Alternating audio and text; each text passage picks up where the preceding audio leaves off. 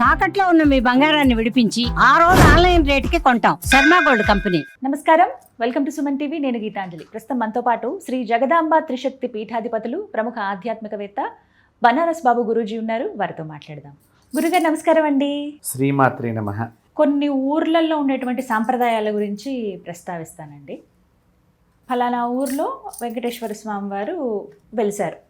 ఆయనే ప్రధాన దైవంగా ఊరంతా కూడా పూజిస్తున్నారు. మా ఇంటి దేవుడు ఎవరంటే స్వామివారు, లక్ష్మీ వెంకటేశ్వర స్వామివారు. అలా పలానా ఊర్లో ఒక్కొక్క దేవుడు ఇట్లా ఉంటారు. వాళ్ళు ఇంకా ఏవైనా ప్రధాన క్షేత్రాలు ఉంటే అక్కడికి ఎక్కడికి వెళ్ళరు. ఇంకా మంచైనా చెడైనా ఏమున్నా సంతోషం అనిపించినా ఏమైనా శుభకార్యాలన్నా ఫస్ట్ వెళ్ళి ఆ స్వామివారికి చెప్పుకుంటారు. జాతరలు చేయాలైనా లేకపోతే ఇంకా ఏమైనా కార్యక్రమాలు చేసుకోవాలన్నా అన్నీ అక్కడే, వేరే ప్రాంతాలకు వెళ్ళడం. ఉదాహరణకి తిరుపతి లాంటి పెద్ద పెద్ద క్షేత్రాలకు కూడా వెళ్ళరు. కేవలం ఇక్కడే స్వామి, ఆయన ఇక్కడే ఉన్నారు, మేము ఎక్కడికి వెళ్ళాం. వెళ్తే ఏదో అనర్థం జరుగుతుంది. సొంత ఖర్చుతో వెళ్ళరు, మళ్ళీ వేరే వాళ్ళ ఖర్చుతో వెళ్ళాల్సిందే. మళ్ళీ ఒకవేళ ఆ ప్రాంతానికి వెళ్ళి తిరుపతి వెంకన్నను దర్శించుకున్నా మళ్ళీ తిరిగి వచ్చి స్వామి నువ్వేనయ్యా మా దేవుడివి, మేము మామూలుగా చూడటానికని వెళ్ళామని స్వామికి వచ్చి చెప్పుకోవాలని. ఇలాంటి సాంప్రదాయం కొన్ని ఊర్లలో నేను చూశానండి, తెలుగు రాష్ట్రాల్లో ప్రధానంగా. మిగతా రాష్ట్రాలు పక్కన పెడితే అటు ఆంధ్రప్రదేశ్లో అలాగే తెలంగాణలో కూడా నేను కొన్ని చూశాను. నిజంగా అలా ఉంటాయా? అంటే స్వామికి నిజంగా కోపం వస్తుందా? ఆయన ఇక్కడే ఉంటాడా, అన్ని చోట్ల ఉంటాడా? ఇది నాకు ఒక సందేహం అయిపోయింది. చాలా మంచి ప్రశ్న. నేను కూడా ఇట్లాంటి విషయాలు చాలాసార్లు వినటం జరిగింది మీరు చెప్పినటువంటిది. అంటే కొంతమంది నా దగ్గరకు వచ్చినటువంటి వాళ్ళు అనంతపురము ఇట్లాంటి ప్రాంతంలో కూడా నేను చూడటం జరిగింది. అలాగే మనకి ఈ ఆంధ్ర ప్రాంతంలో కూడా కొన్ని ఊళ్ళల్లో ఇలాంటి సంప్రదాయం ఉన్నది, తెలంగాణలో కూడా ఉన్నది. కాబట్టి ఇలాంటి వాళ్ళకి ఏం జరిగింది, ఎందుకు జరిగింది అనే విషయం తెలియదు. మొట్టమొదటిగా తెలియక ఏదో వెడితే ఏదో అయిపోయింది అనే ఒక భయం చేత అప్పటి నుంచి ఆ వెళ్ళేటువంటి ప్రయాణాన్ని ఆప్ చేస్తారు. ఒక ఆచారంగా, ఒక సంప్రదాయంగా ఇంకా పాటిస్తున్నారు అది తరతరాలుగా. అవునమ్మా. అక్కడ జరిగిన విషయం ఏమిటి అంటే, మీరు ఎప్పుడైనా సరే ఒకటి బాగా గుర్తుపెట్టుకోండి.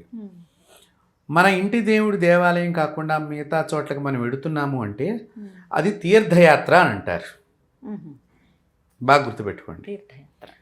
ఆ తీర్థయాత్ర ప్రకరణానంటూ ఒకటి ఉన్నది. తీర్థయాత్ర అసలు ఎలా చెయ్యాలి అదొకటి ఉన్నది. సో ఇప్పుడు దానికి పెడితే మీరు అడిగిన పాయింట్ మళ్ళీ అంటే అసలు మామూలుగా మీరు తిరుపతి వెళ్ళాలనుకున్నారు, సరే మీ ఇంటి దేవుడు వేములవాడ రాజన్న అనుకుందాం. మీరేం చేయాలి?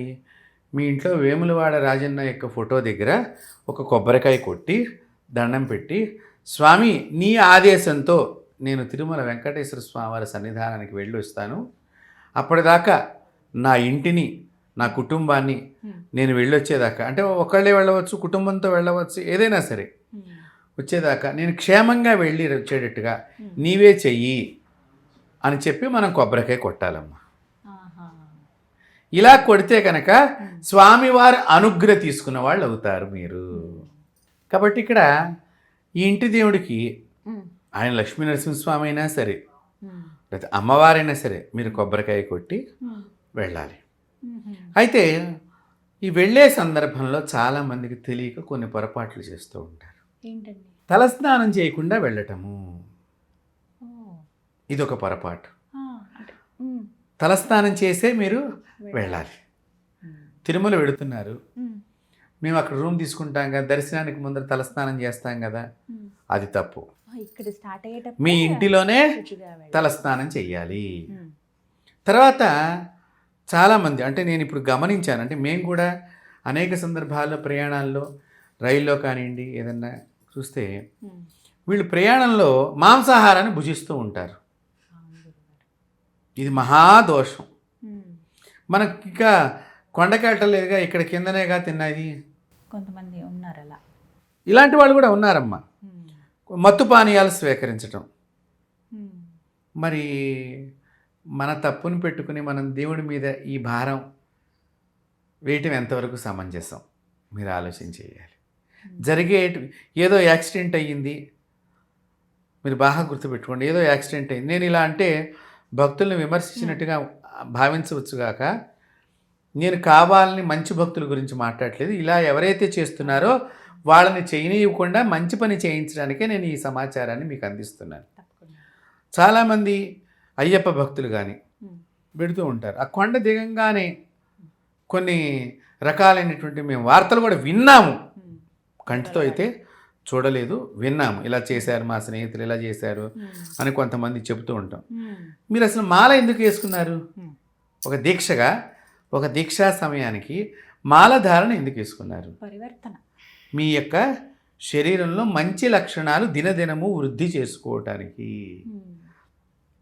నీవే భగవంతుడిగా మారటానికి. మరి ఆ 41 రోజులు బలవంతంగా ఉన్నావా ఇవేమీ తీసుకోకుండా? లేకపోతే 41 రోజులు ఎప్పుడైపోతాయని ఎదురు చూస్తూ ఏదో అందరూ వేసుకుంటున్నారు ఒక ఫ్యాన్సీ మాలలాగా మనం ఇవన్నీ వేసుకుని తిరుగుతున్నామా? ఆలోచన చేయాలి. ఇలాంటి పనులు చేసాం.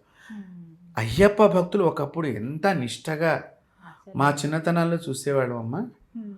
అసలు వాళ్ళు వెనకాతలు ఇంకొక ఆడవాళ్ళని కూడా కూర్చోబెట్టుకునేవాళ్ళు కాదు ఇంట్లో. ఎంత నిష్టగా అంటే అంత నిష్టగా, శ్రద్ధగా, భక్తితో వాళ్ళని చూస్తే మాకు వణుకు పుట్టేది. మేము చిన్నపిల్లలు అంటే చెప్తున్నా నేను.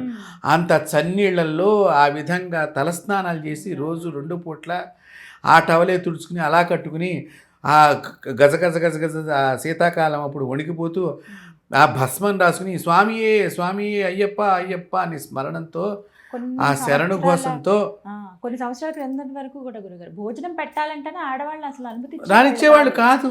అనుమతించేవాళ్ళు కాదు. కాబట్టి ఇప్పుడు ఏమైపోయింది? మనకి ఆ దీక్ష ఎందుకు ఉండట్లేదు? సంకల్పం ఎందుకు ఉండట్లేదు? ఆలోచన చేయండి. కాబట్టి ఏదో భగవంతుడు మనకి శాపం పెట్టాడు. ఇప్పుడు ఏమవుతుందంటే ఈ విషయం చెప్పకపోతే చాలామంది ఓ నెగిటివ్ భావన పెడుతున్నారు. ఇలాంటి సంఘటనలు బయట ప్రపంచానికి తెలియక మీ పిల్లలు చేసే వాటిని ఇతర మతాల వాళ్ళు వచ్చి ఇదిగో మీ అబ్బాయి మాలేసుకున్న దేవుడు మిమ్మల్ని కాపాడలేకపోయాడు, మా మతం మారండి అని వాళ్ళు కూడా ప్రచారం చేసే లక్షణాలు మేము కనిపెట్టాం చాలా చోట్ల. చూడండి ఇప్పుడు హిందూ ధర్మానికి ఎంత ప్రమాదానికి ఎన్నెన్ని మార్గాలు మీకు కనిపిస్తున్నాయి. నేను అందుకని దయచేసి వీక్షకులు నా యొక్క బాధను అర్థం చేసుకుంటారని చెబుతూ ఇలాంటి వాటి వలన కూడా ప్రమాదాలు జరుగుతాయి. ఒకటి. రెండవదమ్మా, చాలామంది మీరు బాగా గమనిస్తే స్వామి నాకు ఈ పని అయితే ఇంత డబ్బు నీకు ఇస్తాను అని దండం పెడతారు.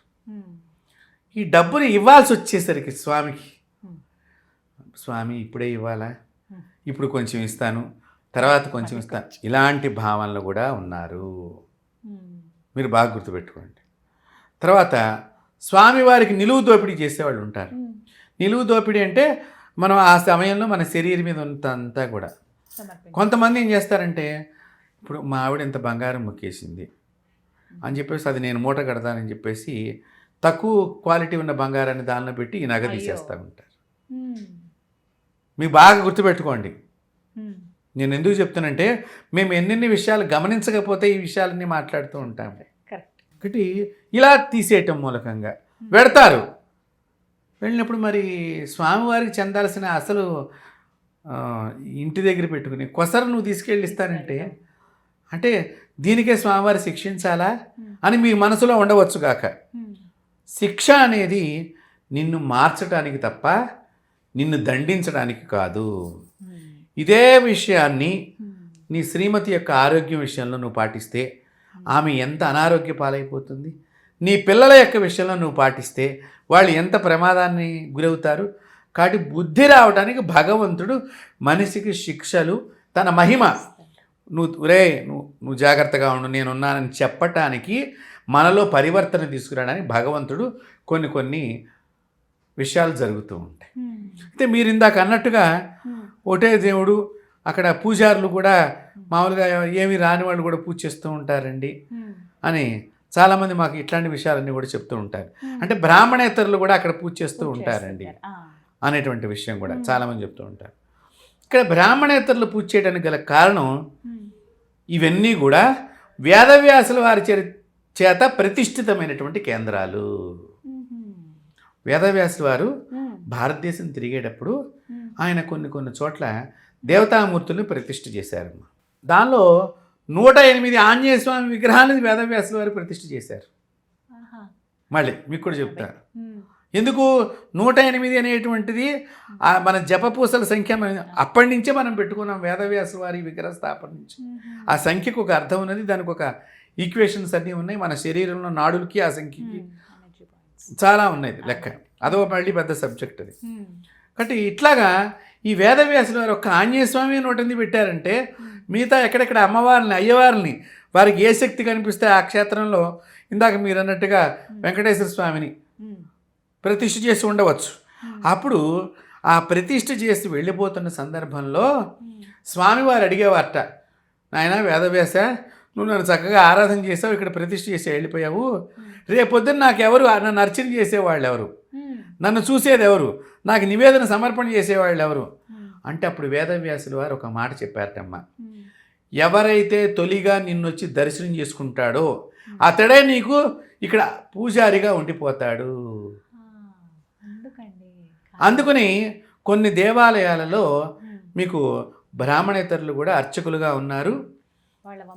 వాళ్ళ వంశంలో మళ్ళీ అమ్మ ఇక్కడ చాలా జాగ్రత్తగా మీరు వినండి, నేను చెప్తున్నాను.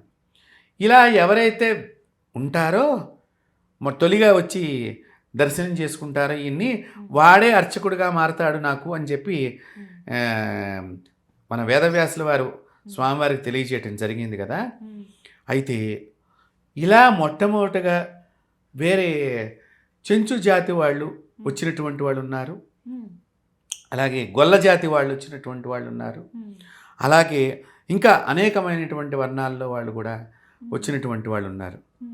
వీళ్ళమ్మ ఇక్కడ స్వామివారిని పూజ చేసి ముందు దర్శనం చేసుకున్న తర్వాత మన దేవుడని అయిపోయి అక్కడ ఒక షెడ్డులాగా వేసేసేసి స్వామివారికి అంతా ఏర్పాటు చేసి రోజు వచ్చి కొబ్బరికాయ కొడుతూ ఉంటే వీళ్ళ ఇంటికి వెళ్ళినప్పుడు వీళ్ళకి మాంసం తిన్నా, వాళ్ళ మామూలుగా వాళ్ళ వాళ్ళ ఆహారం కొంత తీసుకునే ఆహారం ఉంటుంది కదా, మత్తు పదార్థాలు తీసుకున్నా వీళ్ళకి వాంతులు అయిపోయి చివరికి దేవుడి దగ్గరికి వచ్చి తప్పు అయిపోయింది, ఇక నుంచి మేము తీసుకోమంటే కానీ వాంతులు ఆగలేదు.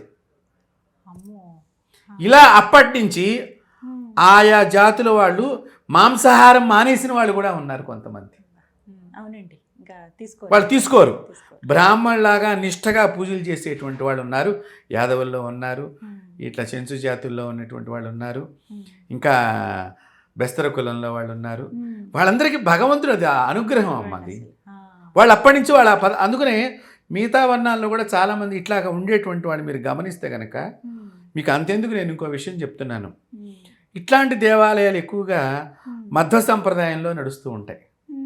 ఎందుకండి అంటే అప్పుడు మధ్వాచార్యులు వారు ప్రభావం అక్కడక్కడ వారికి ఆ తపస్సులో కనిపించడం మూలకంగా కొన్ని చోట్ల మధ్వ సంప్రదాయం కూడా నడుస్తుంది. మీకు దీనికి ప్రధానంగా నేను మీకు ఒక క్షేత్రం పేరు చెప్తూ నేను ఈ విషయాన్ని ముగింపు చేస్తాను. మనకి మహబూబ్ నగర్ దగ్గర బీచ్పల్లి ఉంది. ఈ బీచ్పల్లి నది దాటంగానే కుడివైపున ఆంజనేయ స్వామి వారు ఉంటారు. ఆ ఆంజనేయ స్వామి వారిని వేదవ్యాసుల వారు ప్రతిష్ఠ చేశారు. అక్కడ బ్రాహ్మణులు కాదు ప్రధాన అర్చకుడు, బ్రాహ్మణులు తర్వాత అక్కడ పూజలు చేయటానికి మాత్రమే వినియోగం. మిగతా అంతా కూడా స్వామివారికి చక్కగా పువ్వులు మాల వేసినా ఏది వేసినా అక్కడ వేరే వర్ణం వాళ్ళు ఇప్పటికీ పూజ చేస్తూ ఉంటున్నారు. వాళ్ళు ఈ మత్తు పదార్థాలు తీసుకోకుండా, మాంసం తీసుకోకుండా అలా వాళ్ళ ఇంట్లో ఈ గుడిని పూజ చేసేవాళ్ళు 5 వంశాల వాళ్ళట. ఈ 5 వంశాల వాళ్ళులో మళ్ళీ పెద్ద కొడుకే పూజారికి, ఆ పెద్ద కొడుకు అక్కడే తిరగటమ్మా. ఇలాంటి వాళ్ళు ఇప్పటికి నేను మీకు ఎందుకు చెప్తున్నానంటే ఇంత గొప్ప ఆచారాలు మన భారతదేశంలో ప్రతి కులంలో వాళ్ళు పెట్టుకున్నారు. మీకు భారతదేశంలో సనాతన ధర్మం బతికి ఉండటానికి కారణం ఏంటంటే ప్రతి కులం వాళ్ళు కూడా ఈ ధర్మం ఎందు అంత ప్రేమ, అంత అనురక్తి, అంత అభిమానం, అంత నమ్మకం కలిగి ఉన్నది కాబట్టి భారతదేశంలో ఇప్పటికీ సనాతన ధర్మం నిలిచి ఉన్నది.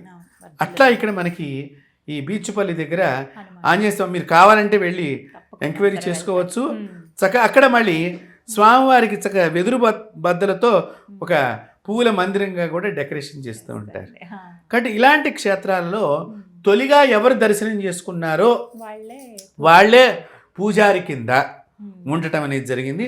భగవంతుడు ఆయా వర్ణాల వాళ్ళని ఉద్ధరించడానికి ఆయా రకంగా అన్ని చోట్ల అన్ని కులాల్లోనూ భగవంతుడు ఉన్నాడు, అందరిలోనూ భగవంతుడు ఉన్నాడు.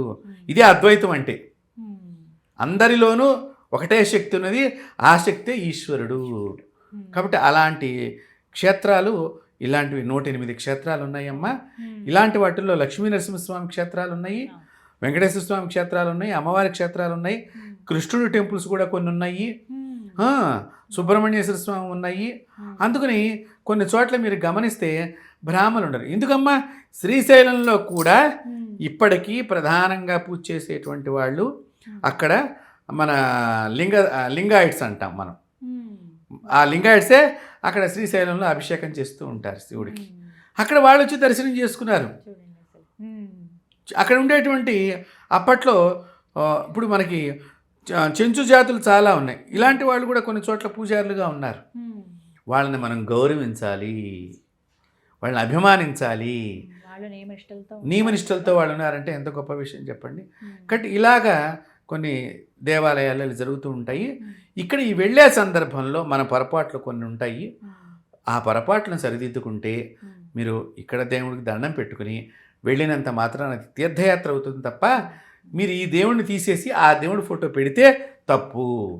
అంత మించి ప్రమాదాలు ఏమి రావు. అయితే నేను మీరు అన్నట్టుగా కూడా విన్నాను, కొంతమంది ఇట్లా వాళ్ళ డబ్బుతో వెళ్ళకూడదు, వెళితే వేరే వాళ్ళ డబ్బుతోనే పక్క వాళ్ళు ఎవరో తీసుకెళ్ళాలి, వీళ్ళ డబ్బు ఖర్చు పెట్టకూడదు అనేటువంటివి కూడా కొన్ని ఇలా ఆచారాలు కొన్ని మధ్యలో వచ్చినవి తప్ప ఇవి యథార్థమైనటువంటి విషయం కాదు. భగవంతుడు ఎప్పుడు కూడా ఇక్కడ దేవుడైనా అక్కడ దేవుడైనా ఒకటే, దానిలో ఎటువంటి సందేహం లేదు. మనం అలా ఆలోచన చేయాల్సిన అవసరం లేదు. చాలా చక్కగా చెప్పారు గురుగారు, ధన్యవాదాలండి. అమ్మవారు ఆశీస్సులు.